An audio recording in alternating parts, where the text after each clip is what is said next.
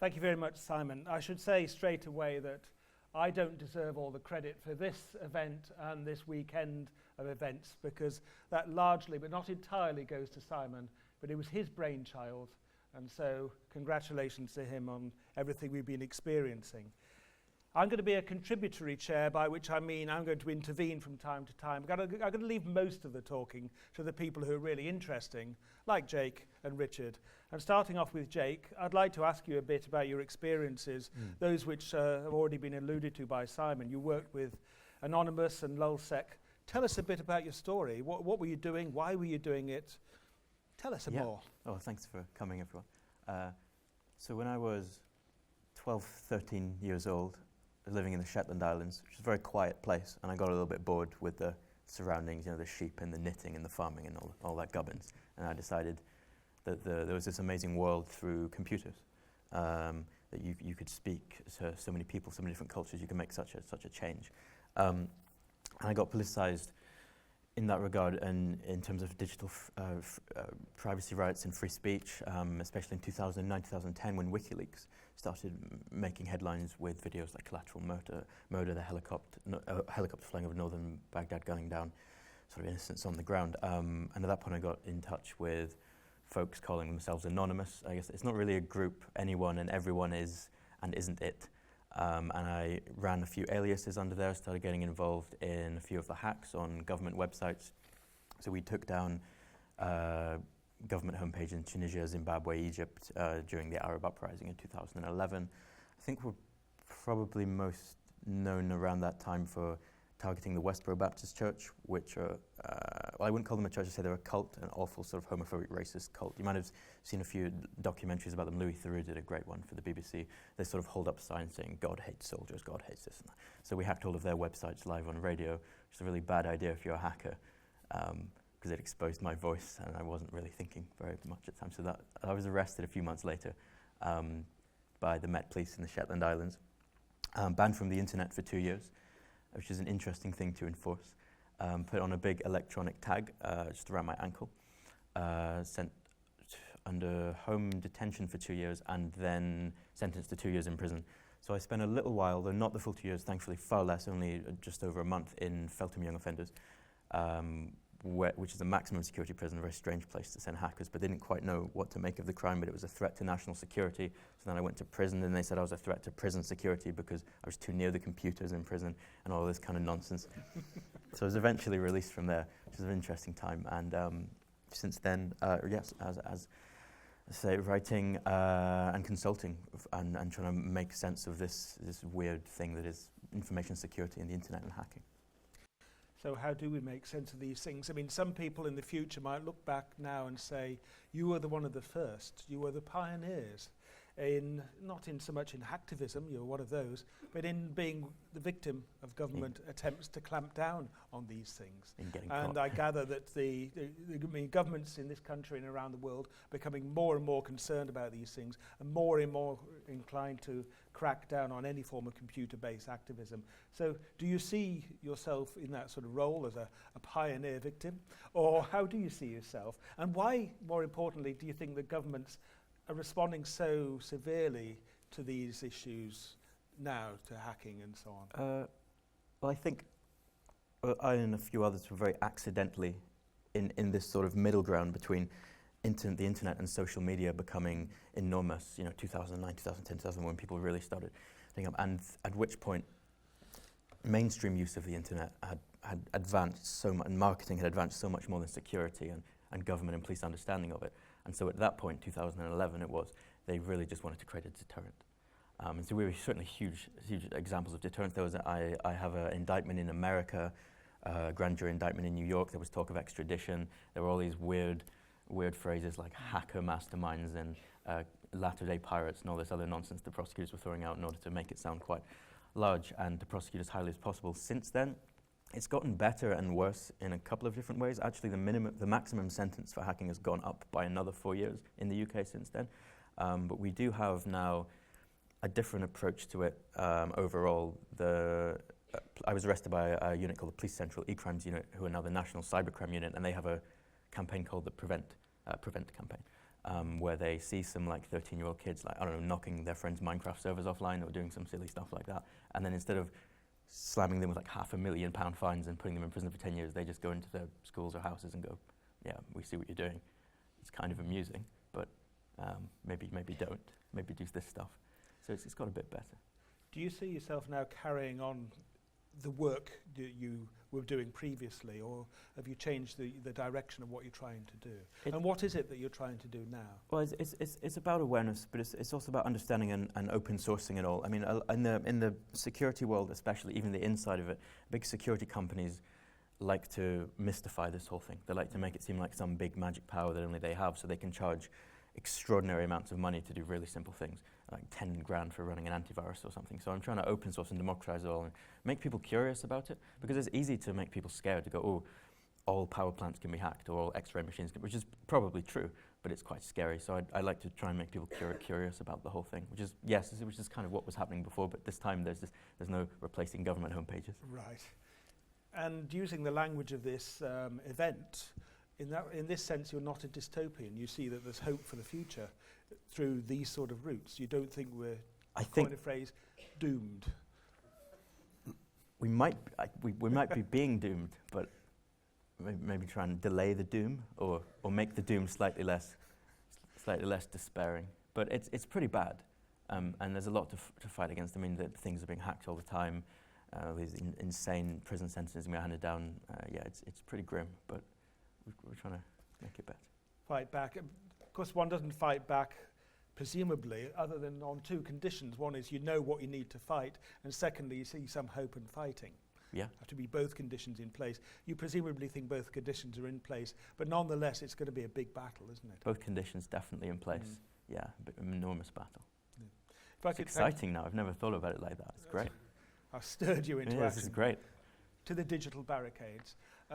Richard, can I move to you for a moment? You've often spoken in the past about the death of secrecy.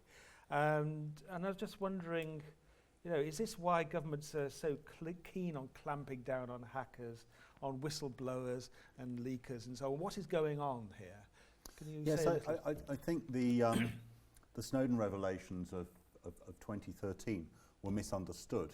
They were largely presented in terms of the death of privacy. I think privacy has been in decline for quite a long time and was already kind of in the kind of intensive care room. What was really interesting about the Snowden thing was it alerted us to the fact that secrecy for governments and confidentiality for corporations was collapsing, and the response of government has been an extraordinary panic in both Whitehall and Washington. And now on university campuses there are psychologists working on software that uses algorithms to detect pre-leakers. So they're running this software inside government to try and find out which officials are likely or are predisposed to leak in. It's almost like pre-crime. It's like Minority Report. And of course we've seen Obama prosecute more whistleblowers than all previous American presidents put together. So there's real paranoia about the collapse of secrecy. And linking that to privacy, I can see the paranoia here, and you can see why that would be the case for governments and corporations and so on. Increasingly, of course, merging, I suppose, with government here. When you came to privacy, you were saying, well, that's been going on for a long, long time.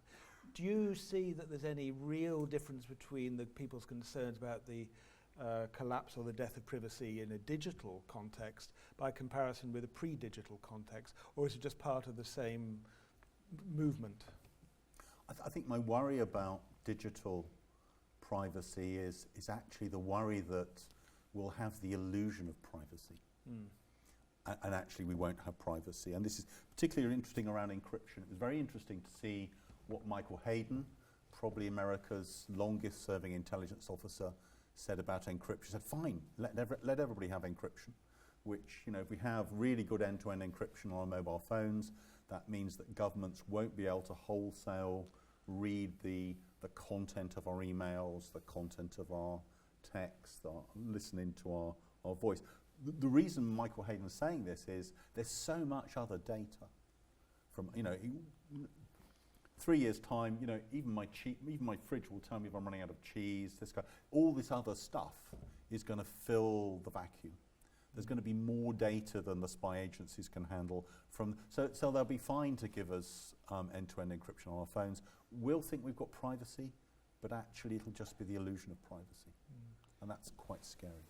So it's what you might call particular privacy for a particular conversation, say, but at the meta level, at the metadata level, none at all, because that's what they'll be mining.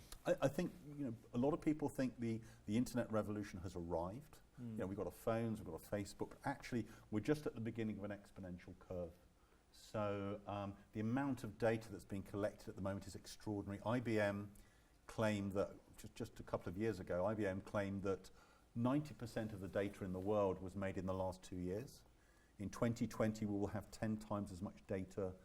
So actually, there was a very good conference here, and I think you might have run it, actually.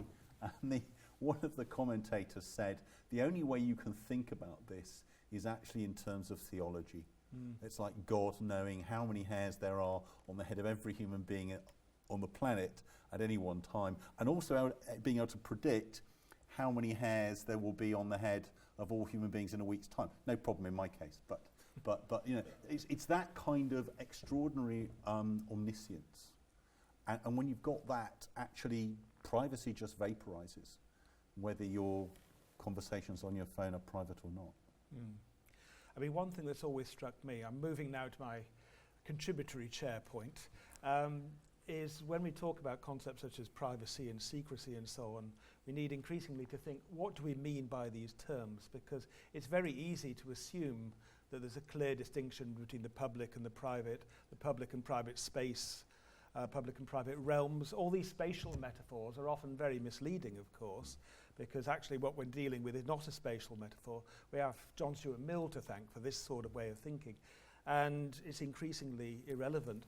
And one of the points that some commentators have made, Raymond Goyce being one of them, is that it's not the privacy comes first or the private space comes first and we then protect it, is that in fact when we use those terms, what it does is pick out particular things that we have decided to protect. So it's the other way around. So what we need to be doing then is to think, if this is possible at all, of course, which may be the issue, is to think, okay, what is it that we value about our relationship with other people and other organizations and whatever it might be, and then say, okay, that's what we're going to protect, rather than using general concepts like the private or privacy, which don't in fact tell us anything very much, and then of course can lead us into this sort of illusion that we have privacy, whereas in fact we really don't at any level that really matters. So that's a quick contribution from me on this topic.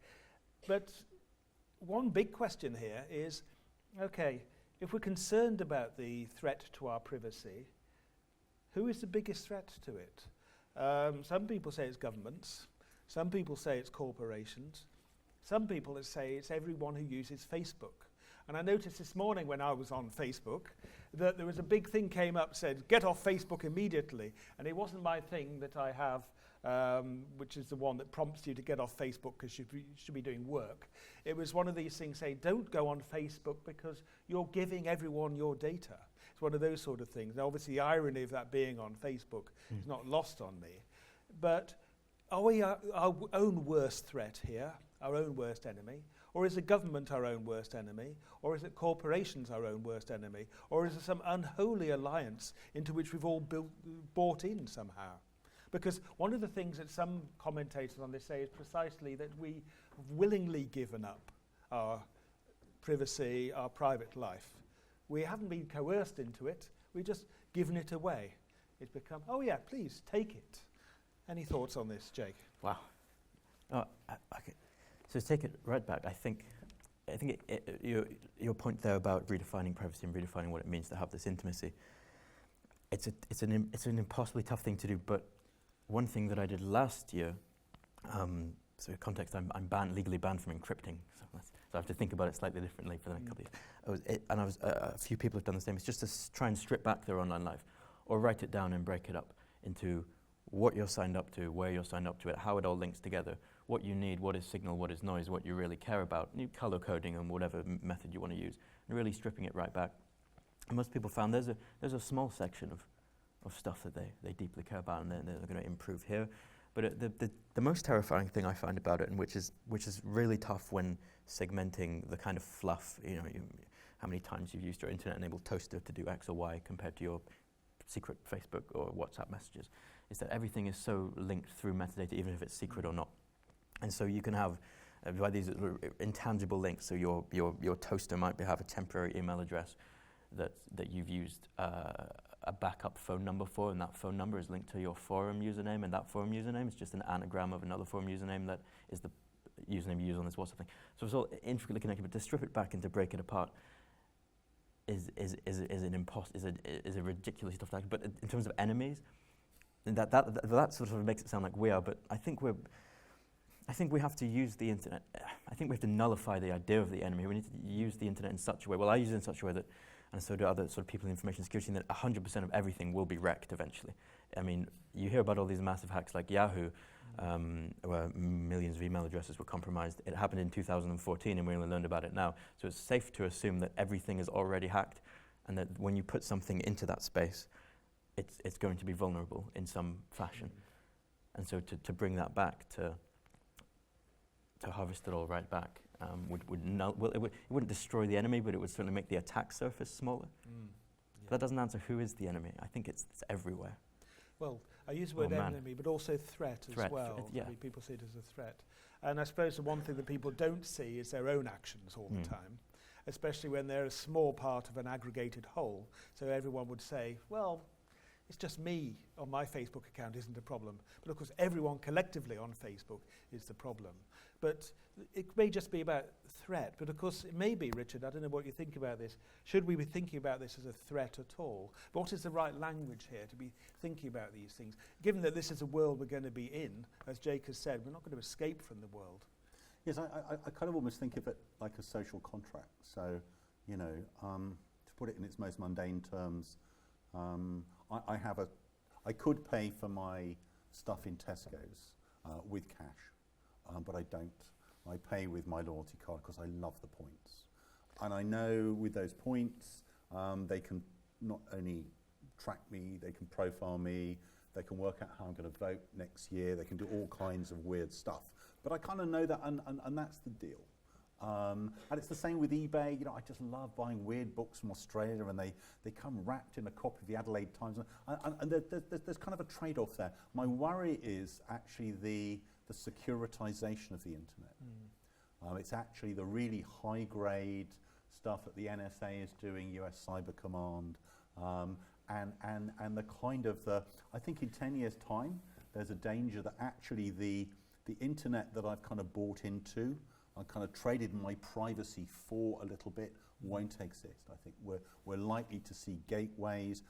Unfortunately, walls and barriers are very much the fashion in international relations at the moment in the real world, and we're going to see this coming in. Already see. I mean, Eric Schmidt talking about the splinternet.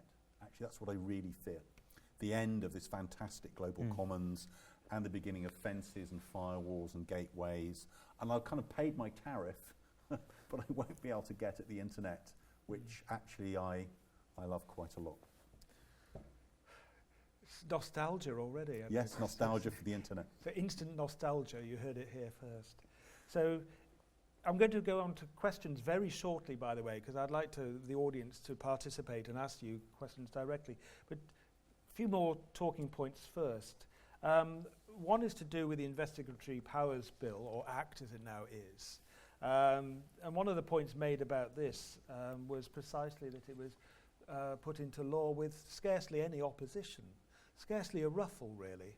And yet it's really quite, to use an overused word, draconian in its measures. So I was wondering whether one of you, or perhaps both of you, could tell us something very briefly about the scope and remit of the Investigatory Powers Act, and then what you think the primary things to be concerned about it are. Yeah, so Investigatory Powers Act, which I think last year, 18 months ago, Theresa May supported it, is a law that's being passed that increases in a number of ways different surveillance powers and, for example, the ability for government to force corporations, companies to give up their information, passwords, etc., but also something closer to everyone's home, quite literally, internet service providers will have to store data for longer. I think it's a year. and just a larger reach, and the collection of data. It legitimizes all of the things that GCHQ has been doing, that we've, and that Privacy International won a court case for saying it was illegal, and it legitimizes all of the mass data en masse collection. I'm quite terrified about the retention of data, if we have to go with the most terrifying thing, the internet service provider data.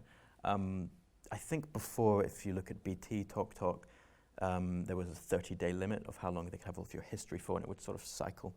And a few others were shorter, and some none at all, and some were longer. But a year is a very long time for your entire online presence, which will change over the course of a year, and it will warp, and it will, and you'll be drunk at 4 a.m. and typing something. You've got psychology there. You've got your whole life in this package, and that information, firstly being gathered by the government, I completely disagree with, but also being stored. And because I distrust security so much, and we've seen so much hacking, and how many companies will, and departments of government, even the Food Standards Agency, I think, will have access to it, are going to get that. I'm just waiting for the leak. Someone will be phished.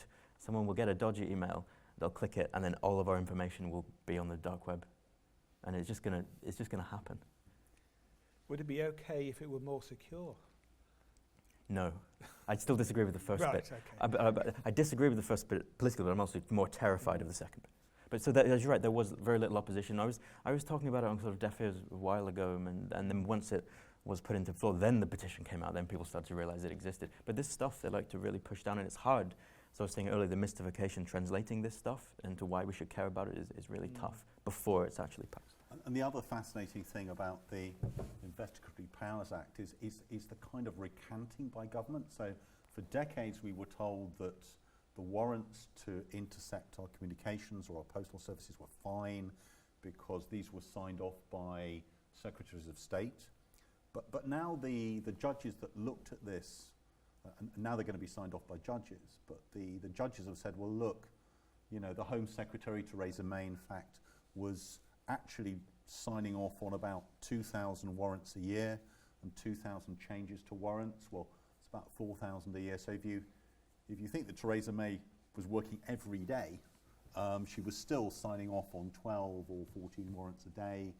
If you just gave 20 minutes to each warrant, she was actually spending pretty much the majority of every day, 7 days a week, signing off on warrants, which actually tells you that these things weren't being inspected at all. So for years we had these cast iron guarantees that these things were being looked at, but now actually what the Investigatory Powers Act tells us is they weren't. So you now worry, if they weren't being straight with us about that, what else were they being dishonest about? Thank you. Over the weekend, yesterday, we watched 2 movies, A Good American, followed by Snowden. And that was enough to scare some of us witless about, our laptop spying on us and all sorts of things. And as we were watching those movies, I think in the middle of Annie Mashin speaking about whistleblowing, this came up, which you probably can't see on the Guardian Observer website. I'll read you. Government advisors accused of full frontal attack on whistleblowers. And this is essentially saying, okay, new legislation with more draconian sentencing and so on for anyone found guilty of whistleblowing. And of course, being found guilty of whistleblowing is the interesting phrase there. In other words, not only is there an issue about data, metadata gathering, there's an issue about whether or not anyone were to point out that there's an issue. In other words, whistleblowing. So I'm just wondering if you had any comments on the whole whistleblowing dimension of this. Well, I mean, there's a very interesting kind of history of whistleblower protection legislation. So in 2007, a little-known senator called Barack Obama was introducing whistleblower protection legislation onto Capitol Hill. And then when he became president, what he did was he stripped out all the important bits from his own legislation because his national security advisors had got at him.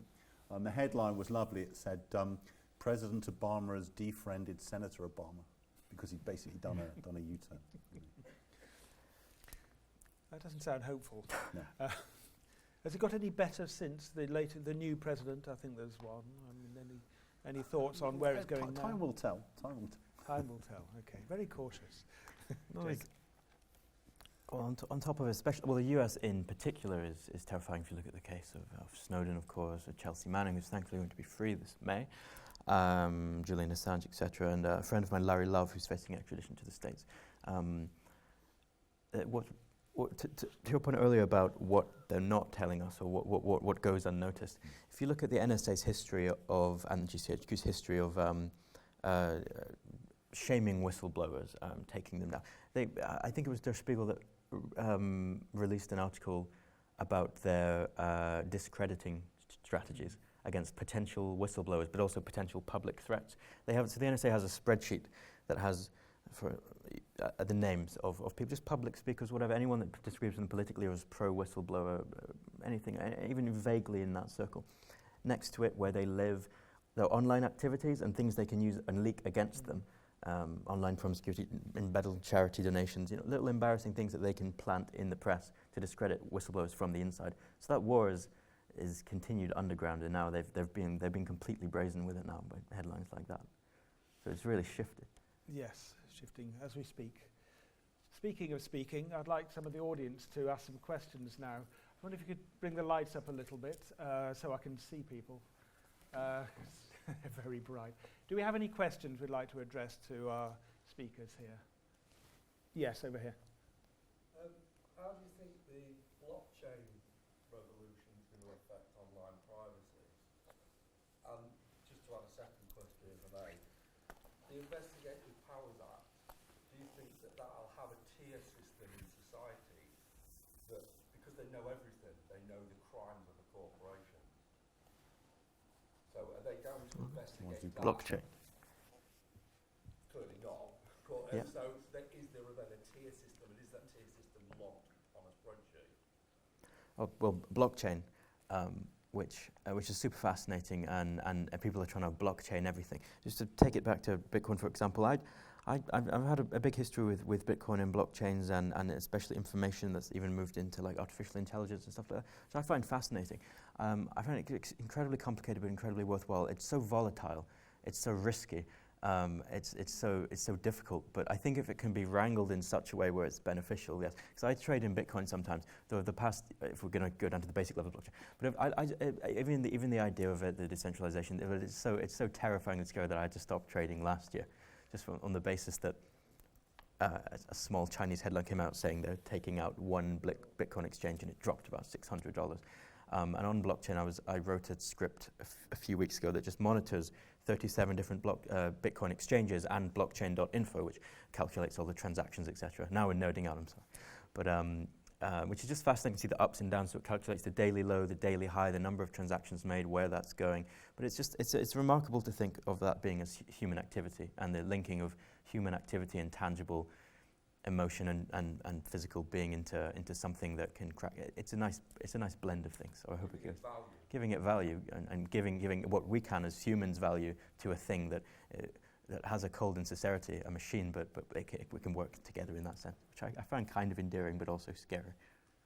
I mean, I think the second part of the question about sort of layers and tiers is very interesting, because the national security state knows so much and clearly has incredible discretion in terms of what things it takes action over and what it doesn't. And a really interesting example would be the defence arms export industry. Such a huge area of this is either dirty or corrupt or illegal. Essentially, the arms industry couldn't operate without massive corruption. And it's pretty clear that the intelligence services, A, know a large amount about what's going on, and B, actually run some of the arms dealers as agents. So, it really is a Nelsonian eye on a mammoth scale. And there are clearly entire areas of kind of public life which are basically given a get-out-of-jail-free card. It's a wonderful metaphor, a Nelsonian eye on a mammoth scale. Yes, it's a mixed metaphor, I love the image now. I'm going to, may I use it? A mixed metaphor. Thank you. Do we have other questions? Yes, there's one here.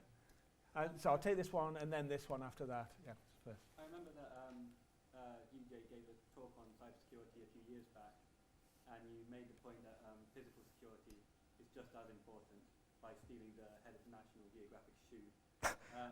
Someone remembers anything that's been done to address that, and do you believe that it is still as important as you said in that speech all those years ago? Oh, thank you for remembering that speech. No, that was yes, physical security. It's more. We are doing more about it now. So cybersecurity firms, I know a few that just used to work in virtual stuff. Now they have social engineering teams and teams that are companies hire to physically break into. They combine hacking and breaking in, and so they would spoof an ID badge, or a great example, pretend to be a pizza delivery person. So they waited this hacker in the foyer of a building for 6 months, just pretending to work. Saw when pizzas arrived and at what day, and then got an actual job with the pizza delivery company, became an actual pizza person, and hid like the hacking devices in the pizza box, took them in and just grabbed everyone's information. Then they found that, and they found an air freshener that had been plugged in that was harvesting everyone's wireless keystrokes on their keyboards. So it's super important. And you can sort of do a drive around a building in a van, harvest all the access points, probably run a few scripts, hack all of the printers, because all printers can be hacked. You can make your own DIY Stingray, which is what the police use to gather information at protests and such. For about £800, you can build one of those, drive it around a building, gather everyone's texts and phone calls, take over the whole company. So it's extremely important, but it's people are starting to realize this stuff now, and even I have to thank shows like Mr. Robot, which hackers love. Real hackers love Mr. Robot. It's great. It shows all this sort of stuff and the kind of fun side of it, the physical stuff. It's getting better, but it's also I think it's the most fun aspect of security if you work in fixing that. But I think it's the biggest risk. Human error is the biggest weakness. I always wondered what that plastic bit in pizza box was. It's the Wi-Fi pineapple. Yeah. Now I know. Richard, do you have a... Yes, I absolutely agree. And you know, what this tells us is actually there's a real tension between efficiency and security. Security measures are a real pain.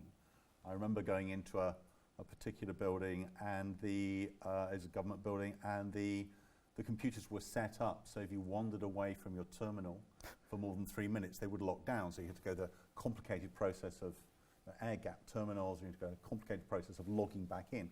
So one of these people had a child's toy, a kind of pecking bird, that would just keep pecking on the keyboard to convince the keyboard that he was to go away and have a coffee, he could go away and go to the loo. But of course, this is where security breaks down. Security is very annoying. It's very annoying and very inconvenient. Homer Simpson did that once. Yes, yes. Just remembering the episode. We had another question over here, yes.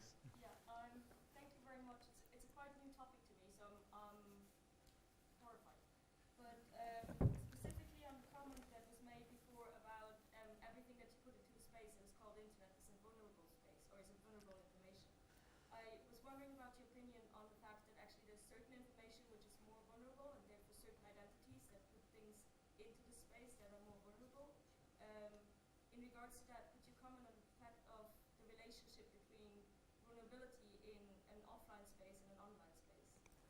So vulnerability in terms of like a more high-profile person or a company that's using the internet compared to a... Yes. Yeah, there's there have been, as part of the same cybersecurity teams that do the building break-in, they also do online sort of profile management and signal to noise and you know, teaching people that are at risk. You know, I mean, there are hackers out there that are really awful people that go after, like, you know, celebrity nude photographs, etc., and someone's hacking into Scarlett Johansson's email address, etc. So there are these teams out there that help to protect those people.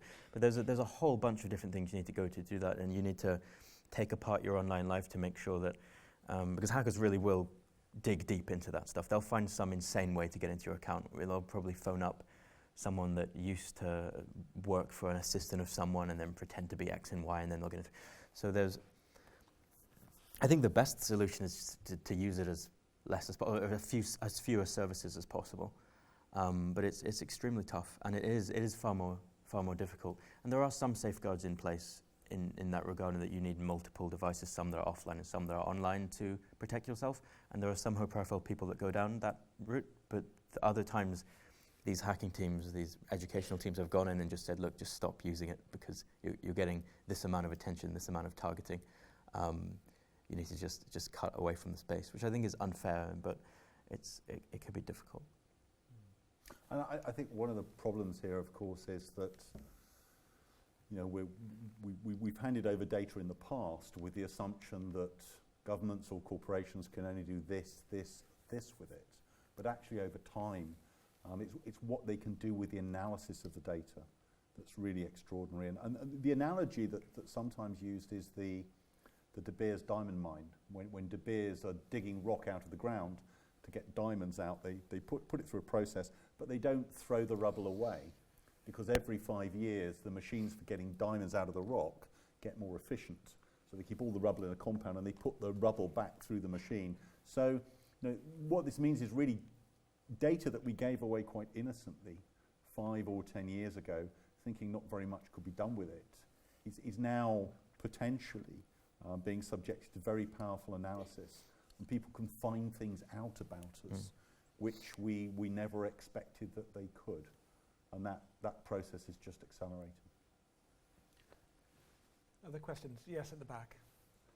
During the US election, WikiLeaks was quite heavily involved and released massive amounts of emails that they personally did not go through on an individual basis. Do you think that releasing massive amounts of data without checking it is accurate? Well, I'm on Snowden's side in this regard, and he disagreed with it too, and there needs to be some curation to it. I mean, Snowden didn't just take all the information and release all of it at once. It was put out sort of sensibly. The WikiLeaks stuff and I'm a big supporter of WikiLeaks, but over the DNC stuff was quite odd. And you're right, there was some fluff in there. There was some damaging data. It was quite. I mean, they were in such a tough spot though, in that they presumably received it, and they would have thought, well, we have to release all of this, because if we don't, and then after the election they go, well, you had this, why didn't you? And so their approach was just to, and I agree there needs to be certainly a tiny amount of curation, and before it's all just dumped. But even with the Snowden releases, although I accept that Snowden's intentions were benign, when one looks back on 2013 and say, well, what's the overall effect of the information that Snowden released? One of them is that lots of countries around the world that weren't very interested in electronic surveillance, countries that aren't very nice, not mentioning any in particular, are now queuing up to buy this sort of software. It'll be very interesting to look back in 10 years' time and say, well, was the net effect of the Snowden releases to retard surveillance in the world, or actually to increase it? And only historians will tell us. It's lucky that Jeremy Skelton. So I imagine there's a lot of the Snowden stuff that would massively amplify that will never be released, because they've got, which is good. If it was a WikiLeaks that did, then it would be, to your point, it would probably come far quicker, because it would have been released, no curation. Indeed, I agree. Question down here. Are autistic hackers harder to gain information on the internet and to tackle internet security? So what hackers? What type of hackers? Sorry. All hackers. How to think? Sorry. Are autistic hackers? Oh yes, autistic. Better at finding information about anybody whatsoever and to tackle security? Oh, fine. Government to. I know there's been a big overlap between the autistic spectrum and hacking, but so I've done a lot of work with those kind of societies and charities and such, and my friend Larry Love, who I mentioned earlier, who may be extradited to the States for allegedly hacking into US websites, also has that. But there's a certain mindset of hacking that I think is just, it's very specific and it's very determined, and you just have to have, I suppose if one has that sort of mind that just goes down that rabbit hole and focuses and really sees things in that weird abstract way. There's a few people with synesthesia, which is the overlap of different senses, so seeing colours as words or hearing things as that. There's a few of the hackers that I've known have had that as well, and they didn't realise it independently. And it's just, I guess it's just someone with something that can just see something like code or whatever, but in a way that it isn't. It's the naked eye. So I suppose yes and no. Colin Richards. I defer to my colleague. Okay. We've got time for one or two more. One in the middle here. I've got a couple of questions for Jenny. The first one is that you mentioned that British government prevented you from encrypting things on the internet. I was wondering what restrictions are placed on you, and I was also wondering what you do in your private life to protect your data and your online activities. Well, The second one is much harder because of the restrictions, so it's been an interesting one. So the restrictions I'm under right now, 5 years, which I'm 4 years into now, of being banned from all encrypted data, all virtual machines, so software like VMware, etc., where you're emulating an operating system within your computer. Other little technical things like that, deleting internet history, very strange one. And if I travel, I have to inform them where I'm going, and then I get a real hassle at the airport where like 10 red boxes flash up on their screens, which I've done for so long now that I just find really funny.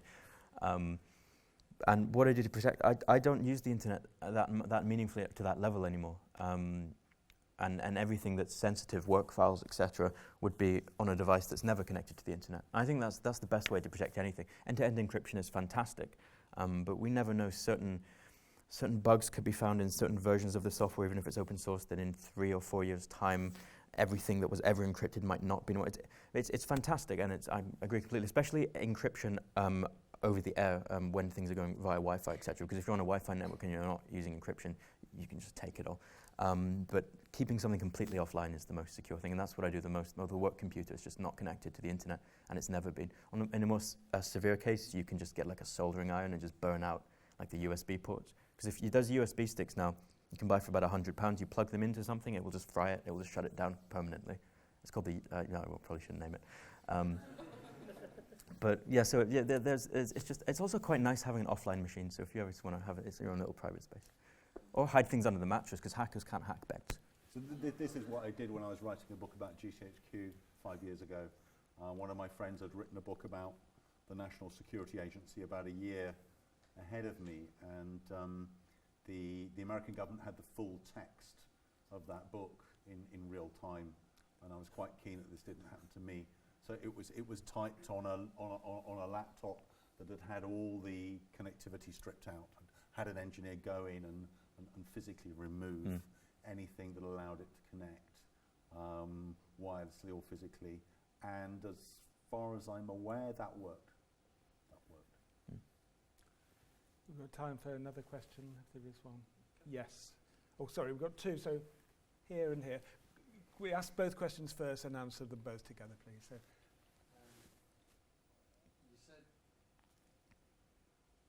You said that it is a fair assumption that all companies are going to hack, and you'd also said it's choosing the trade-off between information you're going to put on versus a service you want to get. In terms of dealing with people who don't necessarily understand the technical side of it, how would it be better to present it to them from a point of view of assume everything has been hacked and decide whether or not you're going to give up all of your privacy on a given service or not? Would that be a better way of framing the education? We take the second question as well. Mine's slightly easier in the sense that all I wanted to, just following on the previous question, how do the government enforce the restriction that you've got stuff in place, or is it they can just tap in when they want? Yeah. And if you'd like to answer the questions and also make any closing statement you'd like to make. Yeah. Do you want to go with the enforcement? Because that's enforcement. Very really briefly. interesting. Really briefly, enforcement. Yeah. There's been enforcement of some kind or another for the past 6 years. First, it was the ban from the internet, and I don't think they can really tell, but they've just we have a common sense agreement because they know I'm a bit of a mischief maker. So, for example, I have to declare every new phone I buy, and they can come and check my phones if they want. They haven't yet, but I also haven't written a script that buys every single 50p phone off eBay and then automatically emails it to them so that they have to sit in a cupboard all day typing in my information. We have this mutually assured destruction because they know that I kind of see it as a performance art piece, and I will just I'll just find new. And for example, I had a camping trip in Ireland, and I posted the police a physical map with X's of all the little places I was staying instead of sending them an email. So there's some fun that can be had, but I think if you make that relationship and it's just humans, and they think it's a ridiculous situation, probably, and so do I. So that's that. Did you have an answer to the... I mean, I think the thing that worries me here really is that, 5 years ago, I thought that sort of the direction of travel was on our side, because I thought that the sheer exponential increase in data in the world would defeat the security agencies. They wouldn't be able to store it. they could store it, they wouldn't be able to analyse it. And so I was relatively unconcerned. The big revelation for me, you know, with Snowden was not about the collection, it was about the storage and the analysis. And particularly GCHQ, which actually doesn't have a huge budget. They've done, you know, if you like surveillance, you've got to love GCHQ because they've done an amazing job of analysing and storing our data. In fact, if GCHQ were running the National Health Service, we'd be in quite a good place, actually. But it is, you know, because it's about surveillance, it's quite scary. It's quite scary. Well, on that very interesting note, don't suggest... No, I don't know. Anyway, I'd like to thank my colleagues Jake and Richard very much indeed for your contributions. We're going to go out of the hall now and come back in for the film where you need to show your tickets. Before you do any of that, please join me in thanking our guests this evening.